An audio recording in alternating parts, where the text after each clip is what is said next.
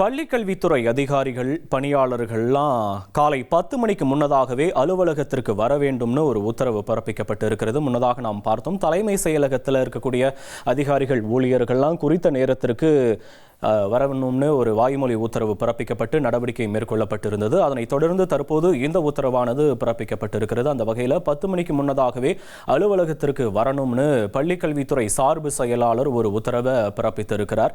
பலர் சரியான நேரத்திற்கு வரலன்ற ஒரு குற்றச்சாட்டு எழுந்த நிலையில் தற்போது இந்த உத்தரவானது சார்பு செயலாளர் சார்பில் வெளியிடப்பட்டிருக்கிறது. பள்ளிக்கல்வித்துறை அதிகாரிகள் பணியாளர்கள் எல்லாருமே காலை 10 மணிக்கு முன்னதாகவே அலுவலகத்திற்கு வரணும்னு, அலுவலக உதவியாளர் ரெக்கார்டு கிளக்குகள்லாம் 9:30 மணிக்கு அலுவலகத்தில் இருக்கணும்னு பள்ளிக்கல்வித்துறை சார்பு செயலாளர் இந்த உத்தரவை பிறப்பித்திருக்கிறார். முக்கிய செய்தி: 1,28,00,000 மனங்களை வென்ற தந்தி டிவி யூடியூப் சேனல். தவிர்க்க முடியாத தம்ப்நெயில், கலக்கலான கான்டென்ட்ஸ். நீங்களும் இந்த குடும்பத்தில் இணைய இப்பவே சப்ஸ்கிரைப் பண்ணுங்க.